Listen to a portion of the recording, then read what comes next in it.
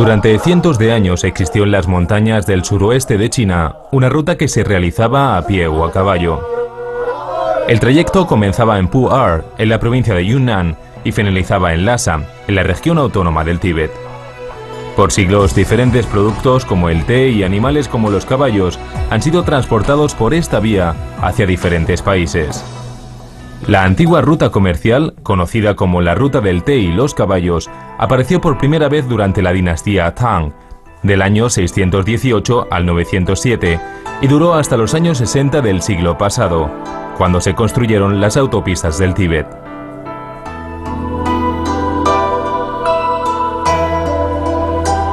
La ruta también sirvió para promover los intercambios culturales, religiosos y las migraciones étnicas, lo que la hizo similar a la ruta de la seda.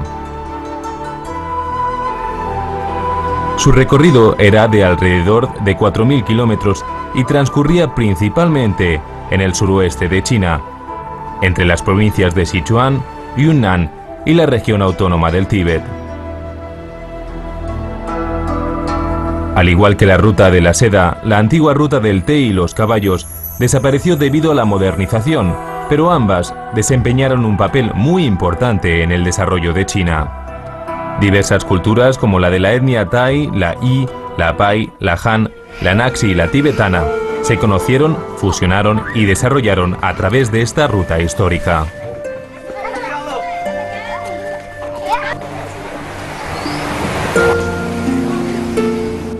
La ruta pasaba por las montañas de Hengtuang y la meseta Qinghai del Tíbet, un área que tiene unas condiciones topográficas muy complicadas.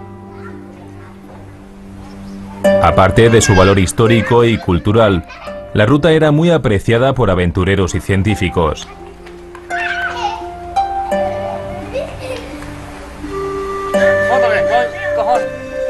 A pesar de ser probablemente uno de los trayectos más peligrosos del planeta y una vía principal para los intercambios culturales y económicos, el camino presenta numerosos lugares muy pintorescos y representativos.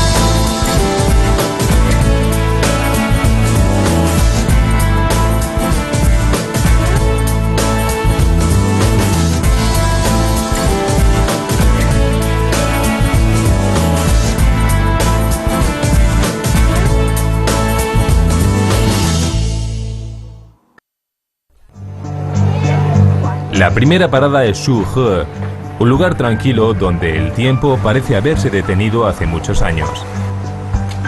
Bordeada por dos ríos de agua clara y cristalina que desaparecen a lo largo de las construcciones antiguas, la localidad cuenta con numerosos canales cercanos a las casas.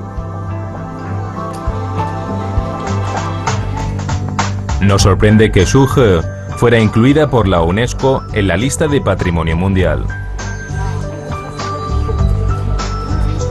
Esta parte de Yunnan es el hogar de los Naxi.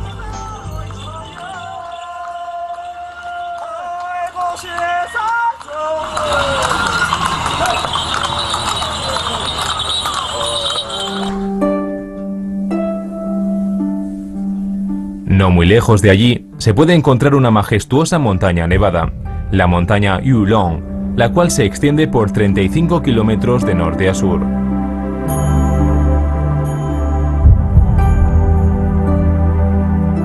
Al subirla, es notable el cambio de temperatura.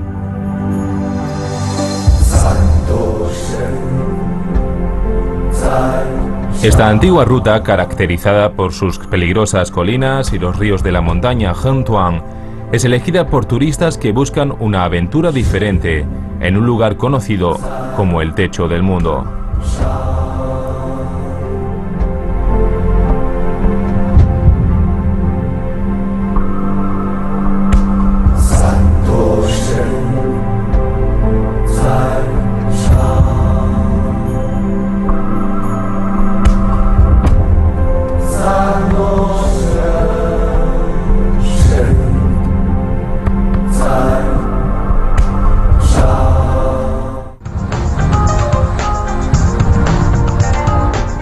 En el recorrido de la ruta del té y los caballos, el clima puede ser impredecible.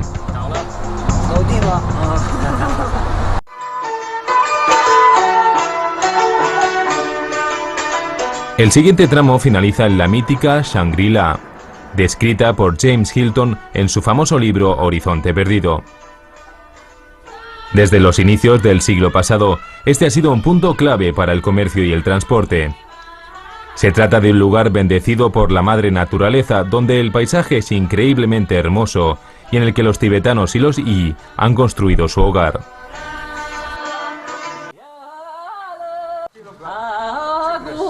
Poco después de llegar a la ciudad de Shangri-La, el visitante se puede dirigir hacia el templo de Zhongzhanglin, un templo lama considerado el más grande de Yunnan.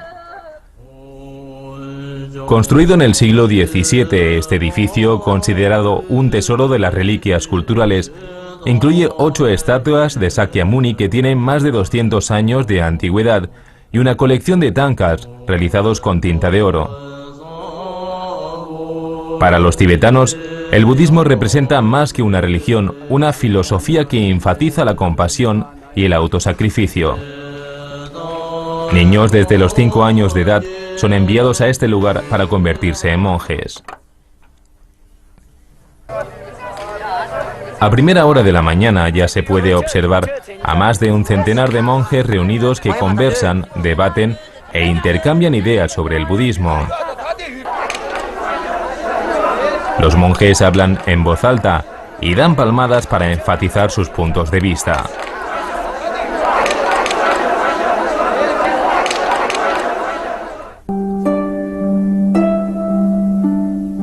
La siguiente parada es en la Reserva Natural de Napa Hai, el área más grande de praderas de esta región.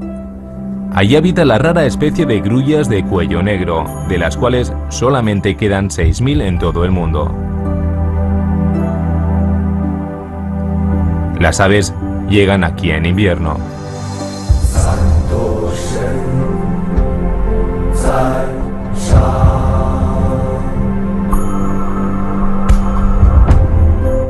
El bosque de pagodas es un lugar fantástico para ver la famosa montaña sagrada Meili.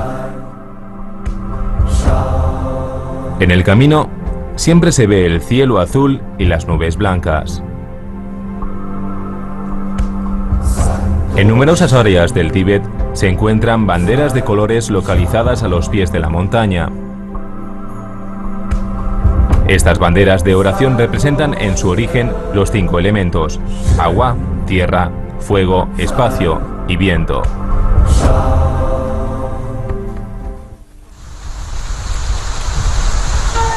El distrito de Teotian se encuentra en una zona fronteriza. Al este se sitúa Sichuan, al oeste el Tíbet y al suroeste Myanmar. Este es un lugar que goza de una gran riqueza cultural, debido principalmente a la carretera principal que lo une con los otros puntos de la ruta.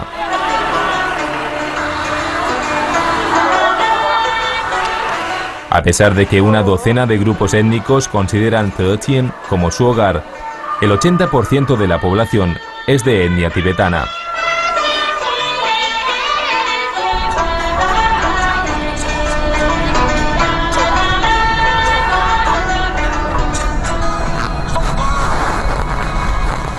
El glaciar Mingyong es probablemente uno de los lugares más hermosos e inspiradores.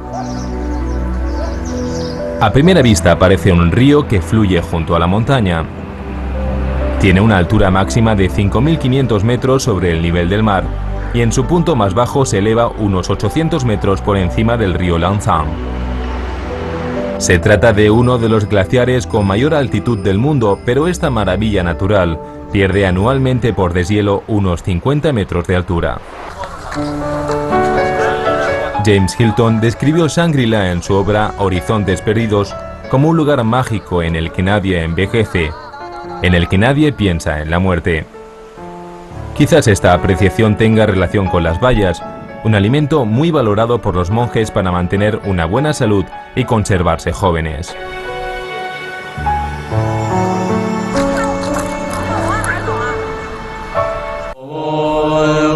La montaña sagrada de Meili tiene 13 picos que están por encima de los 6.000 metros de altura. La más alta es Kabake-bo, que significa el dios de la montaña nevada. Según cuenta la leyenda, este pico es la encarnación de un dios tibetano que ayudó a alejar a los malos espíritus.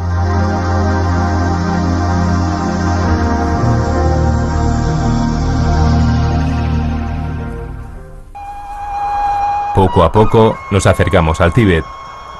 A lo largo del río Lancang se pueden divisar colinas a ambos lados. Allí se puede encontrar la única iglesia cristiana de estilo arquitectónico tibetano que existe en todo el Tíbet, la parroquia de Manghan. Esta iglesia fue construida en el siglo XIX por misionarios franceses del Instituto para las Misiones Extranjeras de París. En esta área hay alrededor de 800 cristianos que mantienen una excelente relación con sus vecinos budistas. Los matrimonios entre personas de diferentes religiones son muy comunes aquí. Una vez casados, los miembros de la pareja suelen mantener sus propias creencias religiosas.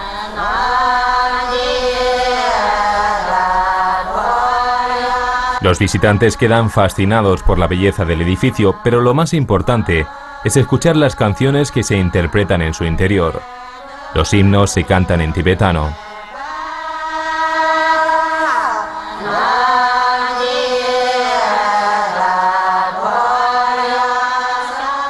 Allí se encuentran los únicos textos católicos en tibetano que se conservan en buen estado. Esta Biblia en lengua tibetana se publicó en 1931. Impresiona encontrar el libro más leído en los países occidentales, aquí, en la remota Tíbet.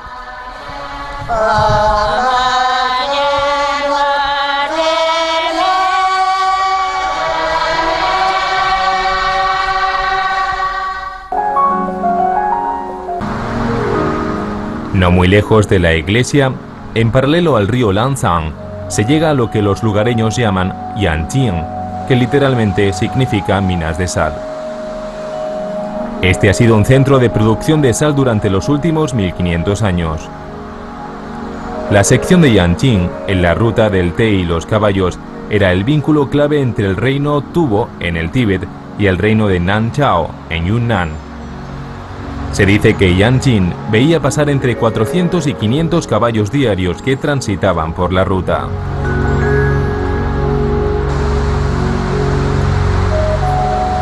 En esta área remota, la mujer trabaja en los campos de sal y recolecta el producto, mientras que los hombres mantienen las instalaciones y transportan la sal para su venta. Las mujeres transportan baldes de agua que pesan alrededor de 30 kilos desde los pozos y vierten el contenido dentro de unas plataformas. La sal se recoge de estas plataformas levantadas junto al estanque y que están cubiertas con tierra roja suavemente aplastada. La segunda cosecha en los campos de sal es bastante inusual, la sal roja. El cambio de color se logra dejando el agua en las piscinas hasta que se evapora. Este tipo de sal toma su color del óxido de hierro de la tierra. Localmente se conoce como sal de flores de durazno. A medida que el agua se escurre, se forman blancas estalactitas de sal bajo las plataformas que son recogidas por las mujeres. Así es como se obtiene la sal.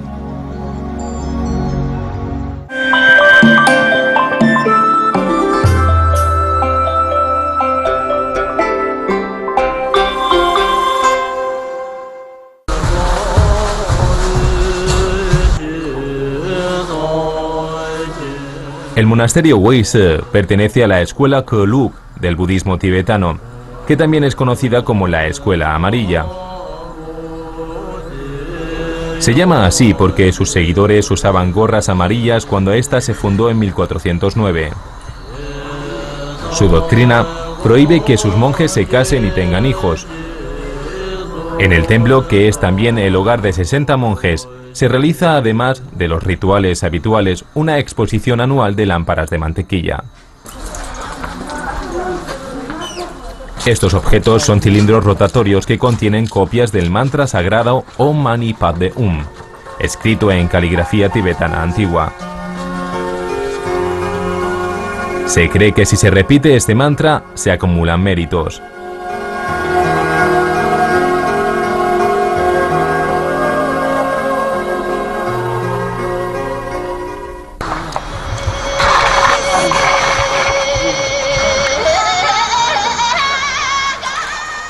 En el camino a Lhasa siempre se puede encontrar a peregrinos. Para los tibetanos, la peregrinación representa un viaje desde la ignorancia a la iluminación, desde el egocentrismo y las preocupaciones materiales a un profundo sentido de la relatividad y una conexión con la vida. Estas personas se desplazan un promedio de 7 kilómetros diarios. Se postran de esta manera desde el amanecer hasta el ocaso del sol.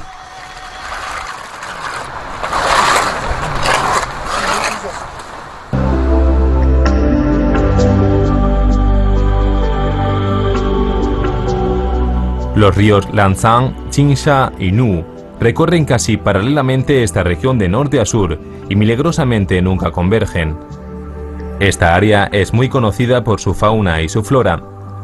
Las 16 etnias minoritarias que residen aquí son una muestra de su riqueza cultural. La quebrada Palong Tsampu es una de las más profundas de la Tierra. También es una de las 3 mayores áreas de bosque virgen de China. Sin lugar a dudas, este es un buen lugar para entretenerse lanzando piedras al río del mismo nombre, especialmente si se piensa que la profundidad promedio es casi el doble que la del Gran Cañón del Colorado, en Estados Unidos.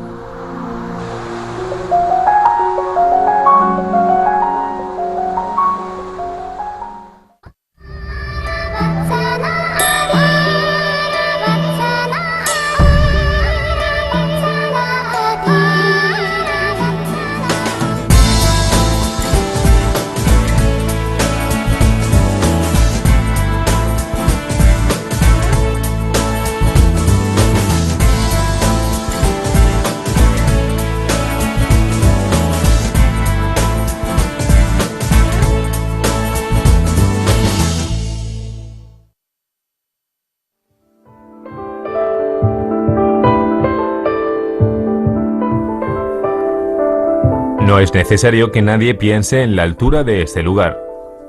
Aquí los visitantes se sienten fuera de este mundo, como si flotaran entre las nubes. Este punto se localiza a 2.800 metros de altura sobre el nivel del mar, en el bosque Lulang.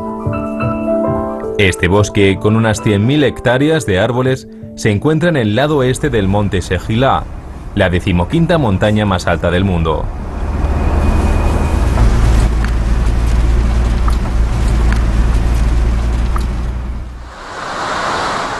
El puente Tongmai, construido en diciembre del año 2000, se encuentra en la entrada del valle Tongmai, siniestramente conocido como el Valle de la Muerte. Esta área del Tíbet tiene una historia oscura debido a la inestabilidad natural de su terreno. En junio del año 2000, este lugar se vio afectado por el desprendimiento de tierra más importante del último siglo en China.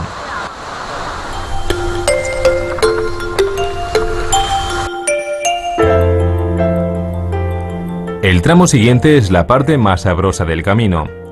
Al llegar a Lulang se puede degustar una exquisita porción de la olla mongola de pollo.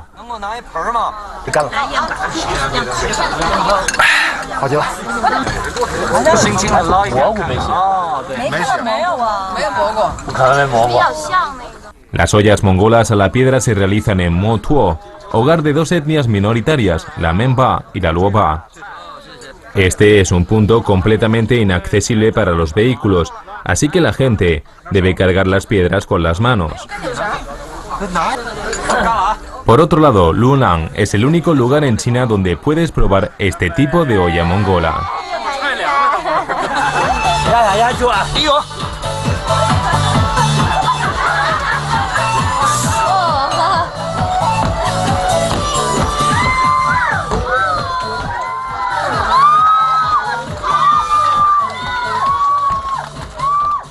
A los tibetanos les gusta mucho bailar.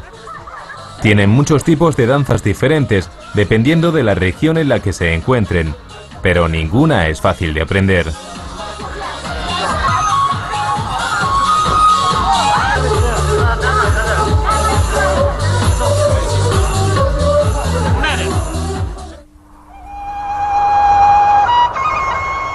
El castillo Xiu Ba fue construido en los primeros años de la dinastía Tang, hace ya más de 1000 años.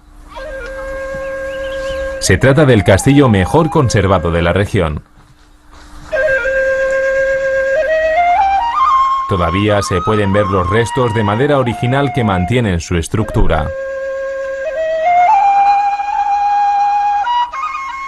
En esta parte del Tíbet solía haber muchos castillos, pero ahora solo quedan unos pocos. Una de las características de los castillos tibetanos es que su diseño toma en consideración las condiciones naturales locales. Por eso, todos son diferentes en función del lugar en el que se encuentren. La piedra, el barro o la madera son los 3 materiales de construcción básicos. La estructura del castillo de Xiu Ba está hecha de piedra y madera. Desde el castillo Xiu Ba no hace falta conducir mucho tiempo para toparse con uno de los lagos sagrados tibetanos, el lago Pa Zong Zuo. De color verde claro como el jade, es fácil ver cómo los peces nadan en su interior.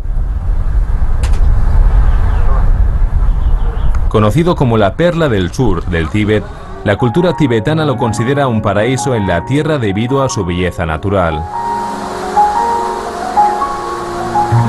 Este es uno de los lugares turísticos más visitados del Tíbet y está reconocido como atracción turística por la Organización Mundial de Turismo.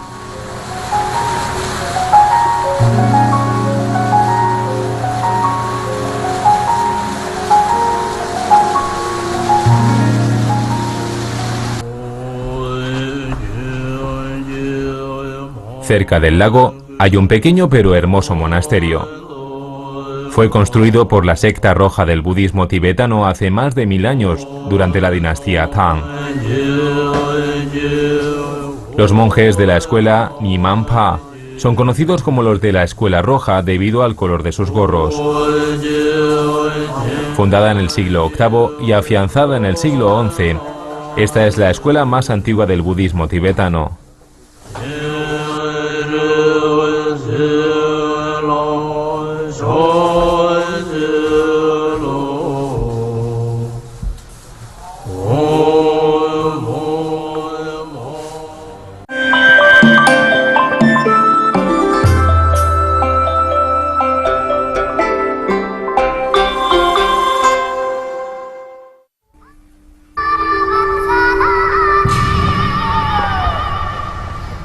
Desde Lingji se continúa el viaje a Lhasa, que en tibetano significa lugar de Dios y es el corazón del Tíbet. Un lugar que ha sido por siglos destino de muchos peregrinos budistas. La gente llega a Lhasa por diferentes medios, ya sea en bicicleta, automóvil o haciendo reverencias con manos y pies. El viaje puede tardar varias semanas o meses. La gente viene desde muy lejos para acudir a esta antigua ciudad, cuyo corazón es el monasterio Zhonghan. Este monasterio, mandado a construir por el rey Tongzhen Gampo en el siglo VII, es el más antiguo del Tíbet. Las esposas nepalí y china del rey aportaron como dote numerosas imágenes budistas. El rey ordenó entonces construir el monasterio Zhonghan para albergar y proteger dichas esculturas sagradas. En un principio el templo de Zhonghan era llamado Resa, pero posteriormente recibió su nombre actual, Zhonghan, que significa capilla budista en lenguaje tibetano.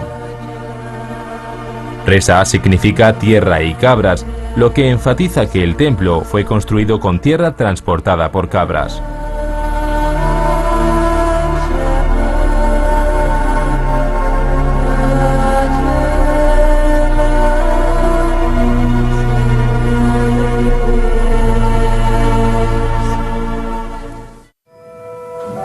El monasterio fue mandado a construir en el año 642 por Tongzhen Gampo, el rey que unificó el Tíbet. Cuenta la leyenda que una de sus esposas, la princesa de la dinastía Tang Wenchang, eligió personalmente la ubicación actual del templo.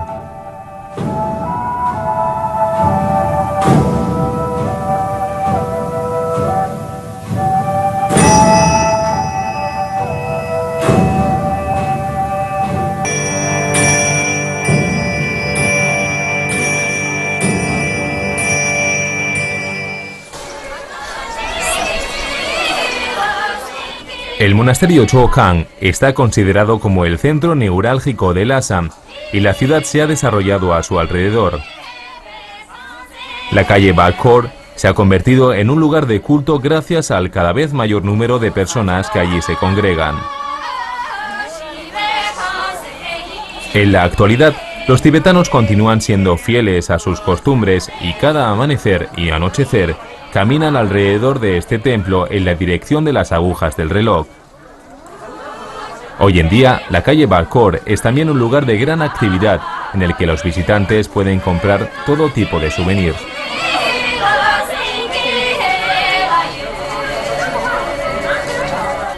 Casi todos los objetos que se encuentran en la calle están relacionados con la religión, que desempeña un papel primordial en muchos aspectos de la cultura tibetana.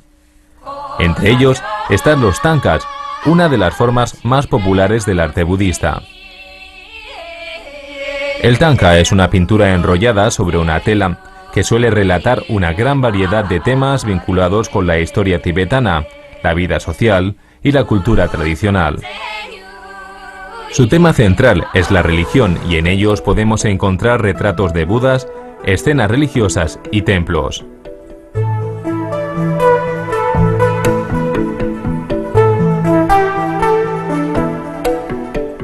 Hoy en día, Lhasa es una mezcla de pasado y presente.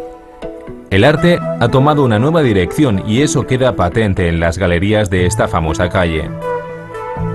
El arte contemporáneo incluye temas religiosos tradicionales representados con estilos abstractos y posmodernos.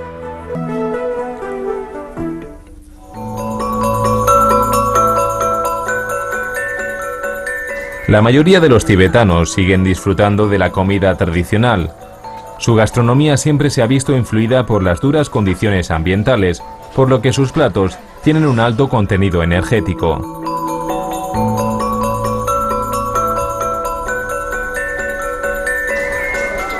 Los cereales como la cebada, las carnes de yak, de oveja y de cabra y los productos derivados de la leche destacan en una gastronomía que, lógicamente, carece de pescado. No obstante, las nuevas tendencias fusionan los platos tradicionales con los sabores internacionales y los turistas pueden disfrutar de restaurantes con decoración tibetana que se mezcla con elementos de la Lhasa moderna.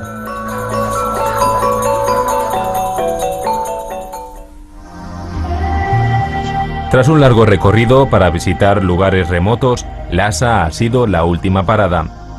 Aquí finaliza la antigua ruta del té y los caballos, una ruta por la que ha pasado el tiempo y que, a pesar de haber perdido su sentido original, todavía conserva una historia legendaria que sigue viva.